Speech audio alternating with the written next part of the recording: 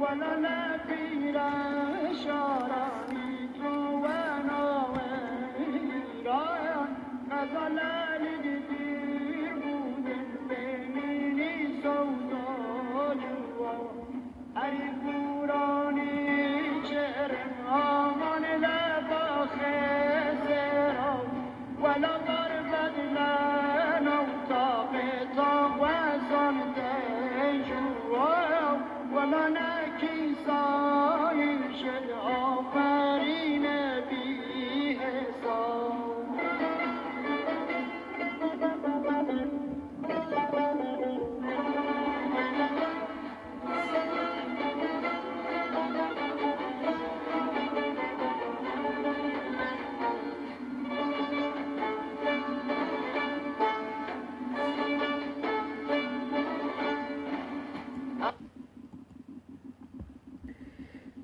سڵاو لە هەموویەکتان هاوڕانی ئازیز لە هەرکوێن شاد و گەش و تەندروست بن.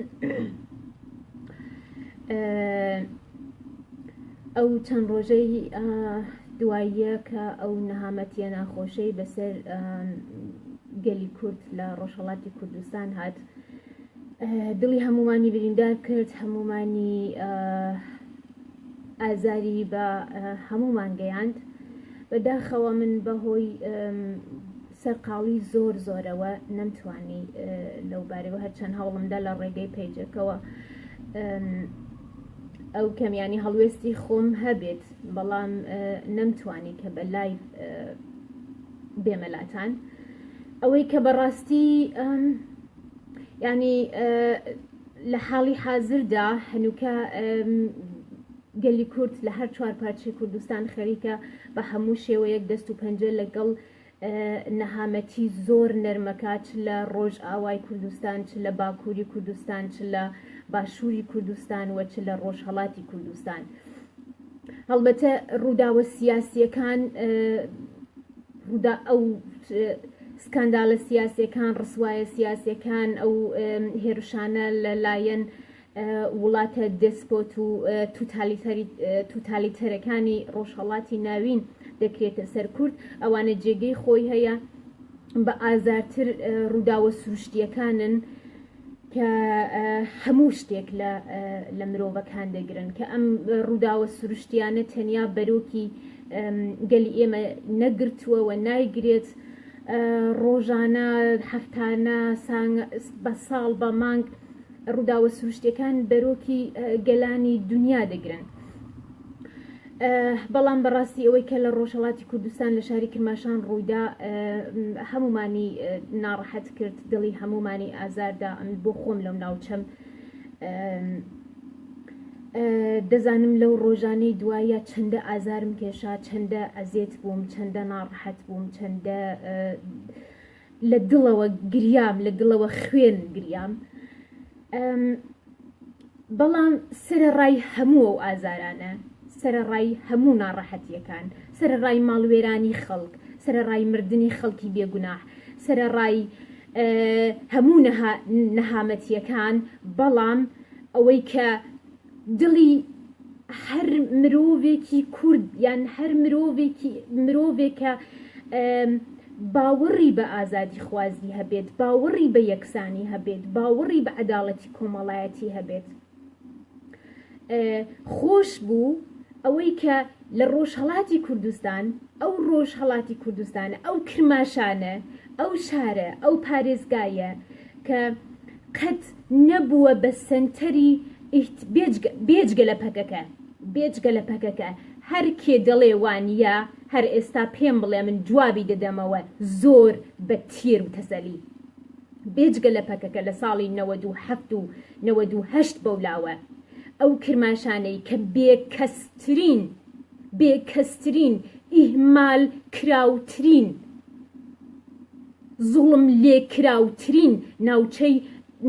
لە ناوچەکانی ڕۆژهەڵاتی کوردستان بووە لەلایەن حیزبەکانی بەناو ڕۆژهەڵاتی کوردستان کە ئێستا باشوور نشینن. ئەو کرماشانە یان هەر خەڵکی ڕۆژهەڵاتی کوردستان بەگشتی ئەوەی کە ئەم ڕۆژانە بووە مایەی دڵخۆشی بۆ هەمومان ئەوە بوو کە خەڵکی ڕۆژهەڵاتی کوردستان لەم چەند ڕۆژە ئەزمموی خۆبەڕێوەبردنێکی خۆڕسکی تەجروبە کرد کە سرەڕای هەموو ئێش و ئازارەکانمان شاگەشکە بووین، گەزگەز باڵامان کرد بەو هارمۆنیە، بەو دڵسۆزیە، بەو ئۆرگانیزە بووینە، بەو پلان بۆ داڕێژراوی کە خەڵکی ڕۆژهەڵاتی کوردستان بە مناڵ، بە پیر، بە گەنج، بە ژن، بە پیاو، بە هەموو چین و توێژەکان خۆڕسک توانیان خۆیان ئۆرگانیزە بکەن، توانیان فریای ئەو کەسانە بکەون کە لێقەوماوی بوومەلەرزەکەی کرماشان و دەوروبەری بوون.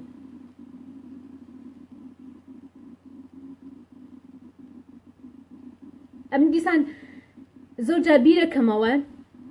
دەڵێم ینی خۆشحاڵم، زۆر خۆشحاڵم کە لەم ساڵانەیە، لەم 40 ساڵەیە دەستی ئەحزابی سیاسی ڕۆژهەڵاتی کوردستان نەگەیشتووە بە ڕۆژهەڵاتی کوردستان، دەستی بڕاوە لێی. ئەگینا ئێستا ڕۆژهەڵاتی کوردستانیش هەر ئەو بەڵاکە باشووری کوردستان بەسەری هاتووە، ئێستا ئەو بەڵاکە یەخەی هەموو جومگەکانی کۆمەلگەی باشووری گرتووە. ئەگەر لەم ساڵانەیە حزبەکانی ڕۆژهەڵاتی کوردستانیش دەستیان بگایە بە ڕۆژهەڵاتی کوردستان، ئەوە حاڵی ڕۆژهەڵاتی کوردستانیش وەکو ئەمڕۆ نەبوو. خەڵک ئەوڕۆ بە خۆڕسکی بەو سیستماتیک بووینە، بەو دڵسۆزیە، بەو حماسەتە ڕۆژهەڵاتی کوردستان لەم دوایانە حماسەی دروست کرد، حماسەیەکی گەلەری دروست کرد کە هەرچی دەکەن خۆیان بکەن بە خاوەنی حزبەکانی ڕۆژهەڵاتی کوردستان، هەرچی دەکەن، هەرچی دێنن، هەرچی دەیبن کە خۆیان بکەن بە خاوەنی ئەو خۆڕسکیە، خاوەنی ئەو خۆبەڕێوەبردنە. ناتوانن ئێوە ناتوانن ببن بە خاوەنی ئێوە، چەندە وێنە بەڵاو بکەنەوە، چەندە لۆگۆی حزبەکەتان لە قوتوی ئاوەتەماتە و نازانم لە نان و لە ئاو بدەن، لۆگۆی حزبەکەتان لە خۆراک، لەو خۆراکەی کە بۆ خەڵکی داما و لێقەوما و دەنێردرێت لۆگۆی حزبەکەتانی لێ بدەن. ئێوە ناتوانن خاوەنی ئەو ئۆرگانیزە بووینە، ئەو ڕێکخستنە، ئەو حماسەی نەتەوەیە کە لە ڕۆژهەڵاتی کوردستانە هەبێ ببن بە خاوەنی ئەوە. دەستان کوردن، ئەوە ناتوانن. بەڵام ئەوەی کە زۆر سرنجڕاکێشە بەلای منەوە، سەیرەکەم ئێوە زۆر بێشەرمن، ئێوە زۆر بێحەیان، ئێوە زۆر پڕڕون، ئێوە چۆن لە ڕووتان هەڵدێ، ئێوە چۆن خەجاڵەتی ناکێشن، ئێوە چۆن شەرم ناکەن ناوی کرماشانە بن، ناوی کرماشان و دەوروبەری کرماشانە دەن. ئێوە کە لە خەباتی بەناو خەباتی حزبیتان هەتا ئێستا کرماشان، ناوچەکانی کرماشان لە پەستووی زەهنیشتاندا نەبووە، لە پەستووی سیاسەتیشتاندا نەبووە، ئەو ناوچەیە کە بەردەوام ئیمالتان کردووە، کە بەردەوام پشتگوێتان خستووە، کە بێکەسرین ناوچەی ڕۆژهەڵاتی کوردستانە، ئێستا دێن ئیدعا دەکەن لۆگۆی حزبی لەسەر خواردن دادێن، لەسەر قوتووە ئاو دادێن، لە قوتووە تەماتە دادێنێن، نازانم بۆ ئەوەی بڵێن کە حزوورتان هەیە ئێوە لە کرماشان. نەخەیر، من 19 ساڵ لە کرماشان بووم، کەستانم نەدی.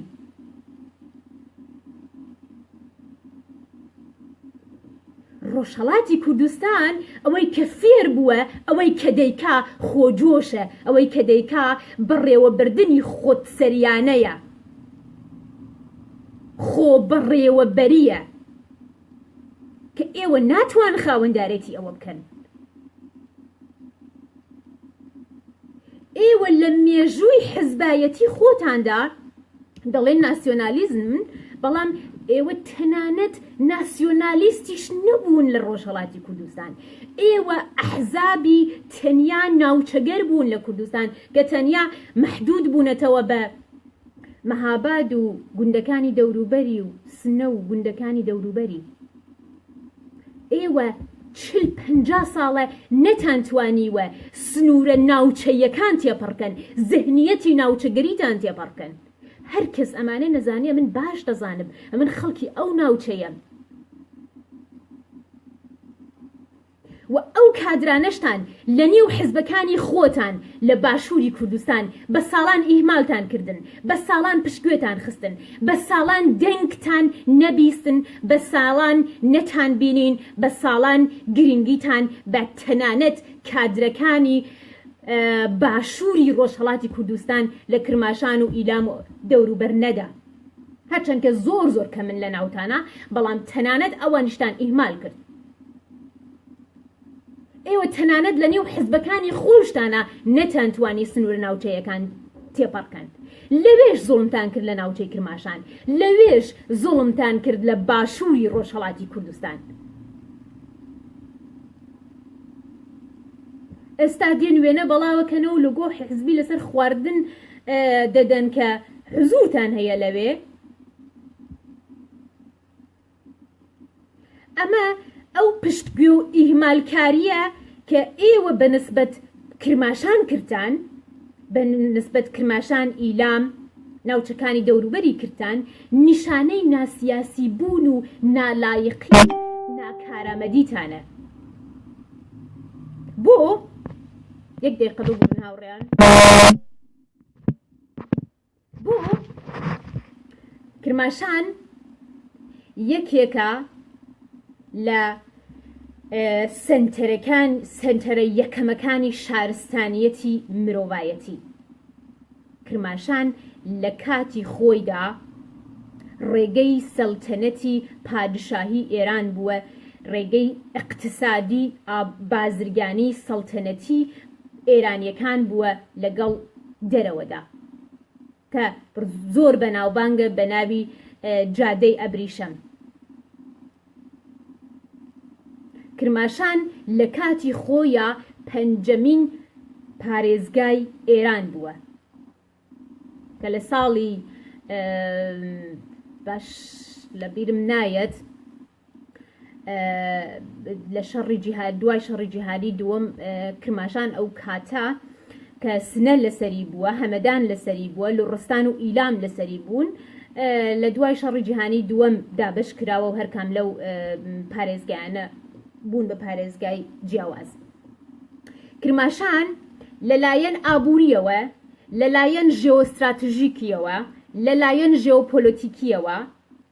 یەکێکە لە گرنگترین شارەکانی نەتەنیا ئێران، ڕۆژهەڵاتی ناوەڕاست. سەرەڕای ئەوەی کە گەورەترین شاری هەر چوارپارچەی کوردستانە، بەڵام لەلایەن ئابووریەوە، لەلایەن پیشەسازیەوە یەکێکە لە گرنگترین شارەکانی ئێران، یەکێکە لە گرنگترین شارەکانی کوردستان. ئەوەی کە ئێوە ئیهمالتان کردووە لەو هەموو ساڵەیە نیشانەی بێشعوری سیاسی خۆتانە. کرماشان لەلایەن جوغرافیەوە ناوچەیەکی زۆر زۆر گرینگە، هەم لەلایەن کانزاکانیەوە سەرچاوە ژێرزەمینیەکانیەوە، هەم لەلایەن ئەوەی کە کرماشان ناوچەیەکی بەواتای ڕاستەقینەی وشە، ناوچەیەکی تەواو موزایکە. لە کرماشان 24,640 کیلومتری مربعە، 2 ملیۆن نفوسی هەیە، جەمعیەتی هەیە، 14 شاری هەیە بێجگە لە سەدان گوند. چەندین ئاین بە یەکەوە تێدا ژیانەکەن، شیعە، سونە، یارسان، نعمەتوڵایی، یەهودی، مەسیحی کە لە ئەرمەنیەکان و ئاشوریەکان، بەهاییەکان، چەندین زمان و زاراوە تێیدا ئەژین کوردی فارسی تورکی کە لە سۆنقڕ و کۆلیایی زۆرتر خەڵکی سۆنقڕ و کۆلیایی قسەی پێەکەن کە ناسراوە بە تورکی نزیکە لە تورکی ئازەریەوە کەلهوڕی سۆرانی جافی هەورامی لەکی و کرماشان شوێنەواری سەرەکی گرنگترین عەشیرەکانی کوردستان بووە وەکو عەشیرەکانی کەلهوڕ زەنگنە گۆران سنجاوی جمهور قەڵخانی و عەشیرەی زولە و بێجگەلەوەی ناوچەیەکی زۆر گرنگ و سرنجڕاکێش و مێژوویە لە بواری توریزمدا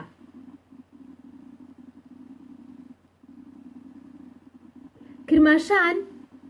لەلایەن باشی هەڵکەوتی گونجاوی بۆ کشت و کاڵ یەکێکە لە گرنگترین هەنار بەرهەمهێنەرانی کشت و کاڵ وەکو گەنم جۆ نۆک میوە سەوزە و هەندێک کانزای سروشتی ئاسن مێز بێجگەلەوەی کە بۆ خۆی خاوە نەوتیشە ئەمانەی هەموو هەیە ئەجا ئێوە کە لەم هەموو ساڵانە ناوچەیەک بم گرنگیەتان پشتگوێ خستووە ئیهمالتان کردووە ئەمە وەک وتم نیشانەی لاشعوری سیاسی خۆتانە کە ئەوڕۆ ناتوانن ئێوە بە ساڵان ئەم ناوچەیەتان ئیهمال کرد بوونە هۆی ئەوەی کە بە ساڵان نزیکی 50 ساڵ کۆماری ئیسلامی ئێران لە ڕێگەی ئێوە بوونە هۆی ئەوەی کە کرماشان دوور کەوێتەوە لە پێناسەی ملی خۆیەوە پێناسەی نەتەوەی خۆیەوە و چونکو زۆربەی دانیشتوانی شیعە مەزهەبن کۆماری ئیسلامی ئێران توانی لەو ڕێگایەوە خەڵکی ئەوێ بە ساڵان قازانج بکات هەتا ئەوڕۆ پلەبەرزترین ئەنجامانی سوپای پاسداران ئەرتشی ئێران بەسیج کرماشانی ئەمە ئەگەڕێتەوە بۆ ناکارەمەدی و ئیهمالکاری و نوقسانی ناوچەگەری لە ئێوە کە بە ناو ئەحزابی سیاسی ڕۆژهەڵاتی کوردستان بوون کوردستان هاوڕێیان کرماشان مەزڵومترین ناوچەی ڕۆژهەڵاتی کوردستانە کە هەم لەلایەن جمهوری ئیسلامیەوە زۆر زوڵمی لێکراوە هەم لەلایەن ئەحزابی ڕۆژهەڵاتی کوردستان کە ئێستا باشوور نشینن زۆر زوڵمی لێکراوە هەردوو لا ئیهمالیان کرد کرماشان 8 ساڵ ئەکتیڤ لە نێو شەڕ لەگەڵ عێراقدا بوو چون هاو سنووری عێراق بوو وێران بوو لەگەڵ خۆڵ یەکسان بوو کەوتە نێو شەڕ لەگەڵ سێ لایەندا عێراق ئێران مجاهدینی خەڵق هەر سێکیان وێرانیان کرد سەرەڕای ئەوەی کە خەڵکی ئەو ناوچە عەشایەرانی ئەو ناوچە خێڵەکانی ئەو ناوچە توانیان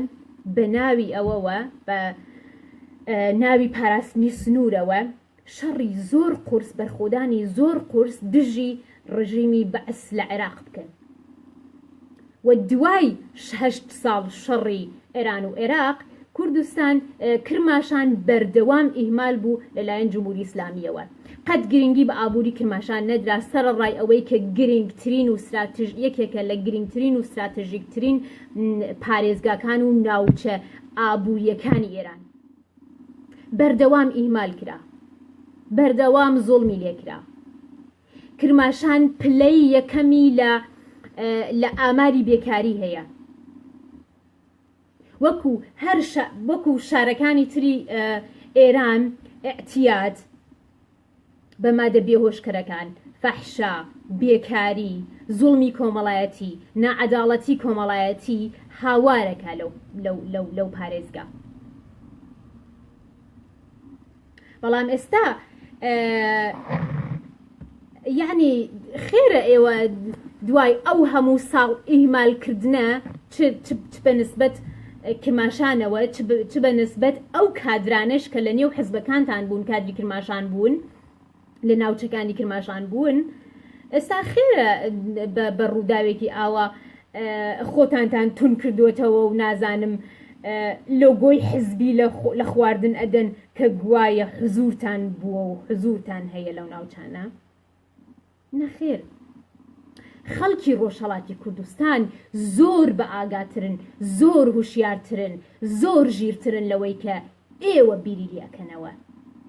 و ئەم هوشیاریی خەڵکی ڕۆژهەڵاتی کوردستان بەخۆشیەوە هی ئەوەیە کە ئێوە بە ساڵان نەتانتوانیوە دەستان بگات بەو خەڵکە لە نێو ئەم دوو زوڵمە گەورە دوو قوتبی زوڵمی گەورە کە بە نسبەت کرماشانەوە کرا هەم لەلایەن جمهوری ئیسلامیەوە هەم لەلایەن ئەحزابی ڕۆژهەڵاتی کوردستان لە عێراق و لە باشووری کوردستان تەنیا هێزێک کە لە ساڵەکانی 1997 بەولاوە 98 و 99 هەتا ئێستا تەنیا هێزێک خەڵکی کرماشان ئیلامی ناسیە پێناسەی نەتەوەیی دیسان دروست کردەوە بۆ خەڵکی ئەو ناوچەیە هەستی هەبوونی نەتەوەیی دروست کرد لەو ناوچەیە پەکەکە بوو پەکەکە ئەوەی کرد پەکەکە ئەوەی کرد کە ئێستا زۆربەی خەڵکی کرماشان خۆیان بە کورد دەزانن زۆربەی تەنانەت ئیلام هەتا لوڕستان هەتا خوراسان ئەوان بوونەوەیان کرد ئێوە نەبوون ئەوان بوون کە ئەو زەهنیەتی خۆ بەڕێوە بەریەیان دروست کردووە لە ڕۆژهەڵاتی کوردستان ئێوە نەبوون ئێوە ئەحزابێکن کە هێشتا نەتانتوانیوە سنووری ناوچەگەری و سنووری شارگەری تێپەڕ بکەن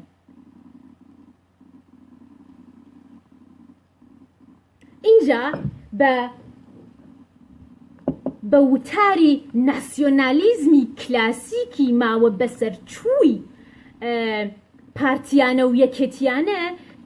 دێن ئەتانەوێ گەلانی دیکەش لە ئێران بکەن بە دوژمنی کورد بۆ خۆتان لە باشوور دانیشتون جەماعەتێکشتان لە ئەوروپا دانیشتون سۆسیال لە خۆن ئەتانەوێ خەڵکانی تریش گەلانی تریش بکەن بە دوژمنی کورد باشە کۆماری ئیسلامی ئێران خۆ تەنیا زوڵمی لە کورد نەکردووە زوڵمی لە هەموو گەلانی و لە هەموو ئاینەکان و لە هەموو نەتەوەکانی ئێران کردووە خۆ بوومەلەرزە لە بەمیشیدا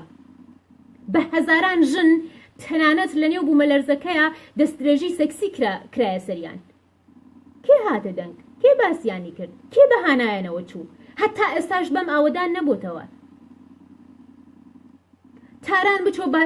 باشووری تاران هەموو وێرانەیە بە هەزاران کارتون خەوهن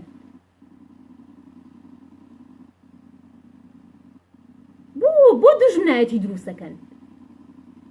ئێوە بتانەوێ و نەتانەوێت ئەم ڕۆژهەڵاتی ناوینە چ بە عێراقەوە چ بە تورکیاوە چ بە سووریاوە چ بە ئێرانەوە ئەم نەتەوانە مۆزاییکن ئەمانە وەکو گۆشت و نینۆک لە ناو یەکان بۆ بە ینی پان ئیرانیزم و پان عەرەبیزم و پان تورکیزم و پان کوردیسم جیاوازیان چییە لەگەڵ یەکە بۆ دوژمن تراشیەکەن بۆ دوژمن بۆ کورد دروستەکەن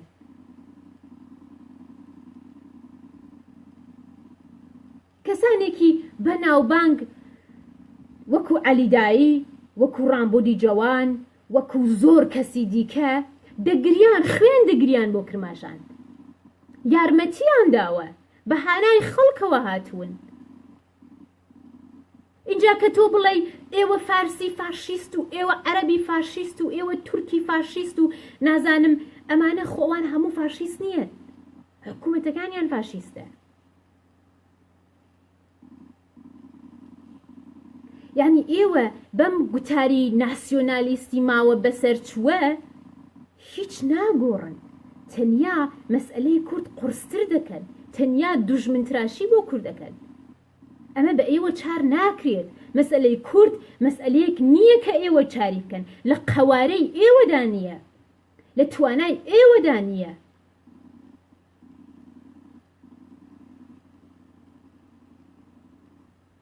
بەڕاستی زۆر داماوانەیە، ینی زۆر عەیبە، زۆر بێشەرمانەیە، زۆر بێشەرمانەیە کە تۆ لە ناوچەیەک ئەگەر تۆ حزبێکی سیاسیت، ئەگەر تۆ خاوەندارێتی لە وڵاتی خۆتەکەی، ئەگەر تۆ خۆت بە بەرپرسیار دەزانی لەو ناوچە بەرپرسیارەتی هەڵەگری، چۆن ئەبێ تۆ لۆگۆی حزبی لەسەر یارمەتی خواردن بۆ خەڵکی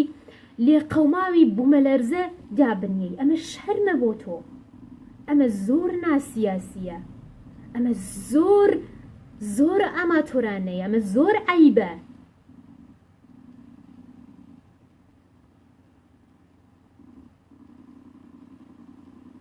یعنی وەکوتم ئەم مەسئلەی کورد بەڕاستی مەسئلەی کورد و دموکراتیزەکردنی کۆمەڵگە و ڕۆشنبیری و پەروەردەی کۆمەڵگە لە قەوارەی ئێوەدا نییە، تکایە بکێشنە دواوە. چونکو ئێوە زۆر هەڵاکەن کە وا بزانن ڕۆژهەڵاتی کوردستان وەکو باشووری کوردستانە. نا، ڕۆژهەڵاتی کوردستان دەرسێکی زۆر گەورەی لەو ئەزمونە سیاسیەی کە لە باشووری کوردستان دروست بوو لەم ساڵانە وەرگرت. و میلەتێکی وشیارە، میلەتێکی ژیرە.